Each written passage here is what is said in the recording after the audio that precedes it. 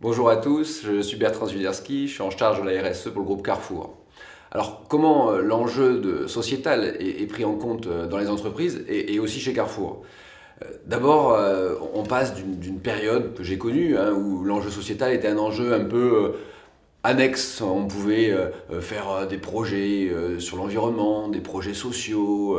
C'était un peu le petit plus, soit la danseuse du président, soit un département qui essayait tant bien que mal de faire vivre le sujet. Je pense que nous vivons une nouvelle époque. Nous vivons une époque dans laquelle les entreprises prennent à cœur ce sujet et en font même leur raison d'être. C'est le cas du groupe Carrefour qui a décidé en juin 2018 de faire du sujet de la transition alimentaire pour tous le sujet sociétal et d'en faire sa raison d'être. Je pense que dans les entreprises, c'est cette prise de conscience dans le cœur même du réacteur de l'entreprise qui est un nouveau style de management.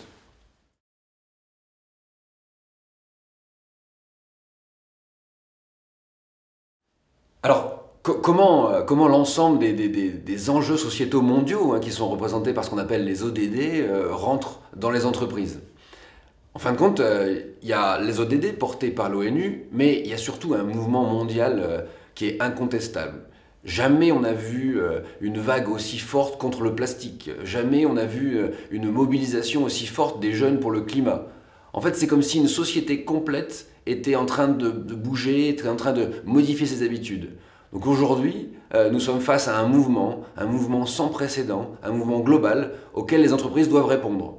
Elles doivent répondre soit parce qu'elles ont une conscience environnementale, une conscience sociétale, soit parce qu'elles veulent rester sur le marché, rester en compétition et rester collées à la société. C'est la raison pour laquelle la transition alimentaire pour tous est au cœur de la stratégie du groupe Carrefour. Nous avons à cœur de comprendre notre consommateur. Le consommateur change, les habitudes alimentaires changent, et ça partout dans le monde. Donc notre stratégie, en fait, elle est là pour répondre à cette nouvelle société, mais aussi peut-être à être un peu devant, pour être un peu un leader de la transition alimentaire pour tous.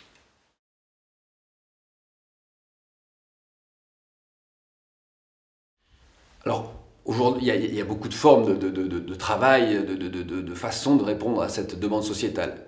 Ce qui est le plus innovant aujourd'hui, c'est la co-construction, la co-conception.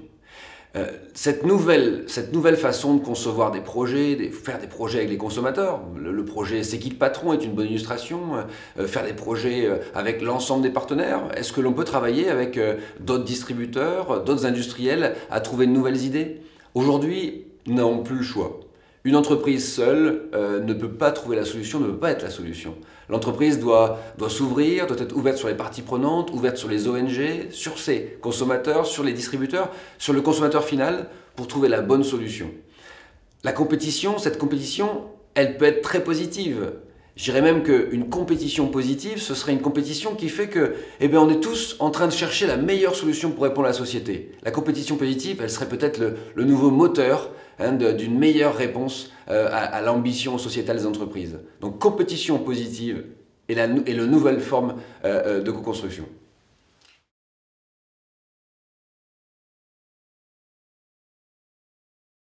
Il y a beaucoup d'exemples que l'on pourrait citer de co-construction.